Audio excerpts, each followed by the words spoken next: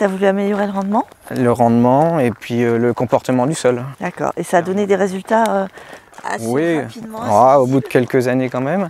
Aujourd'hui, je reviendrai pas en arrière sur ces parcelles-là. Oui. Je redonne de la couleur, en fait, on dit aux parcelles. Bonjour à tous, je suis très heureuse de vous retrouver pour cette nouvelle saison des Pieds dans les champs consacrée à l'agroécologie. Aujourd'hui, nous sommes chez Maxime Pru à Jassènes dans l'Aube qui va nous expliquer pourquoi et comment il réduit son empreinte carbone sur son exploitation. Et je serai tout à l'heure également avec Mathieu Dulot, ingénieur de développement chez Terrinovia, qui nous livrera son expertise technique. On est parti, suivez-moi.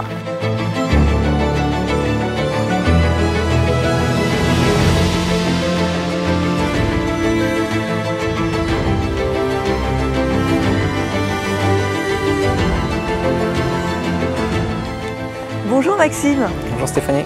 Merci de nous accueillir ici à Jassènes. On est au cœur de tes parcelles. Qu'est-ce que tu cultives ici?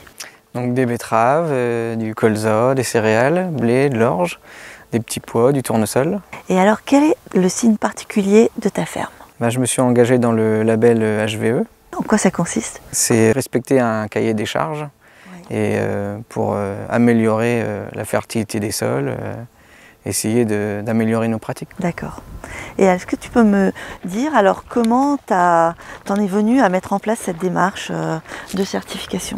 C'est avec ma coopérative, en fait, on en a discuté et puis pour essayer d'améliorer un peu mes pratiques, surtout Pourquoi tu as voulu améliorer? pour trouver un peu de valorisation aussi, quoi. Ouais, c'est parti d'un constat particulier? Oui, j'ai des parcelles un peu froides, surtout dans la Marne. Ouais, tu as voulu améliorer le rendement? Le rendement et puis le comportement du sol. Comment tu as commencé à mettre en place tout ça? J'ai commencé par des couverts, je mets aussi du digesta et puis le travail du sol aussi. D'accord, et ça a donné des résultats assez rapidement? Au bout de quelques années quand même. Aujourd'hui, je reviendrai pas en arrière sur ces parcelles-là. Oui. Je redonne de la couleur, en fait, on dit aux parcelles. Puis trouver aussi de la valorisation avec des nouveaux contrats, quoi. Alors Maxime, ton premier levier, très concrètement, c'est quoi? Donc, ça a été l'implantation des haies. Donc j'ai commencé il y a une dizaine d'années. J'en ai une ici. Ouais. Et puis j'en ai implanté une aussi au novembre 2022, ce qui me permet de limiter l'érosion, limiter le vent, améliorer la fertilité des sols aussi. Et puis on redonne aussi un peu de biodiversité. Tu constates qu'il y a plus d'insectes? Plus d'insectes, plus d'oiseaux. Tu as un autre levier que tu mets en place? Oui, j'ai réinvesti dans un nouveau tracteur plus puissant, qui consomme moins. Je me suis aperçu en semis de blé que je gagnais 2 litres à l'hectare.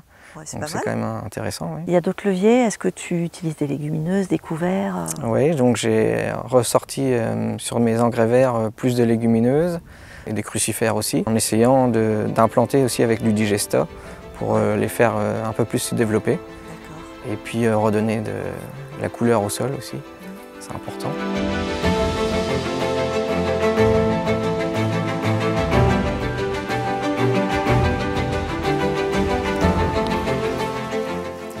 Bonjour Maxime. Bonjour Mathieu. Alors merci de nous accueillir dans ta parcelle. Est-ce que tu peux nous en dire un peu plus par rapport à cette interculture? Donc c'est multi-espèces, donc j'ai moutarde d'Abyssinie, vesse, lentilles, fenugrec et facélie. Ok, et comment tu l'as implanté? Donc j'ai déchaumé assez tôt, donc j'ai fait ça fin juillet, et puis après j'ai semé au combiné de semis. Donc tu fais très attention à la qualité d'implantation et donc tu préfères implanter tes couverts au semoir. Voilà. Tu comptes faire des estimations de biomasse? Je pense que dans la labellisation carbone, tu es obligé un peu d'avoir une estimation de la biomasse. Oui, c'est ça. Donc à partir de fin novembre, début décembre, on va faire des mesures. Et puis on a aussi fait un reliquat post-récolte, début juillet, et puis on va refaire un reliquat au mois de janvier-février. Par rapport à ça, avec tes reliquats, tu vas pouvoir piloter justement la dose d'azote apportée sur la betterave et ça va te permettre justement d'estimer un peu l'azote qui va être fourni par cette destruction de l'interculture. Tu utilises de plus en plus de matière organique sur ton exploitation. Comment tu raisonnes les apports de matière organique et quel type de matière organique tu utilises sur tes parcelles? J'utilise du compost un peu pour les betteraves, puis de temps en temps du digesta aussi, que je couple, et donc j'essaye de calculer en fonction de ce que ça peut apporter. Pour le colza, par contre, j'essaye d'apporter une bonne quantité pour que les colzas soient plus robustes à l'automne. Ça te permet justement de raisonner ta fertilisation et sans doute de diminuer l'utilisation de tes engrais minéraux. Oui, ça c'est sûr que grâce aux engrais organiques, on a moins recours à l'azote liquide. Sur l'exploitation, tu as 7 cultures, je crois, Oui, c'est ça. dont 3 oléoprotéagineux. Oui. En quoi le colza, le tournesol et les pois protéagineux s'intègrent bien dans ton système de culture? Avec les pois, déjà, on réduit un petit peu l'azote sur le blé suivant. Avec le colza, ça permet d'avoir aussi une bonne tête d'assolement et puis d'avoir une bonne couverture du sol tout au long de l'année. Et puis le tournesol, on réduit un petit peu aussi l'azote, forcément. On arrive quand même à dégager des bonnes marges aussi, quoi. Est-ce que tu associes aussi tes colzas avec des légumineuses? Oui, je mets des févroles aussi, pas tous les ans, mais assez souvent, ouais, pour essayer d'éviter les altices, quoi. Ça permet de gagner peut-être un insecticide parfois. Dans les mesures que tu mets en place sur l'exploitation, qu'est-ce qui a le plus d'impact justement sur les émissions de gaz à effet de serre ou sur la séquestration du carbone? C'est surtout les engrais verts, oui, qui font quand même une grosse partie. Après, en deuxième, je pense un petit peu moins de consommation de carburant, comme je l'ai dit tout à l'heure. Je vais essayer aussi avec les engrais organiques d'améliorer le bilan, quoi, pour réduire surtout les apports azotés.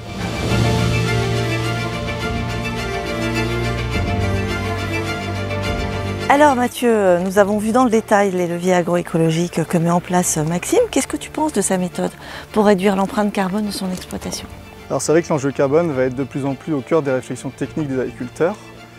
On l'a bien vu par rapport aux explications de Maxime, on peut jouer sur les émissions de gaz à effet de serre et sur la séquestration du carbone pour arriver sur un bilan qui doit être proche de la neutralité carbone. On en est encore loin, mais on voit qu'il y a des marges de manœuvre qui sont encore possibles dans les exploitations. Merci beaucoup Mathieu de nous avoir suivis ici dans l'exploitation de Maxime. C'était un plaisir.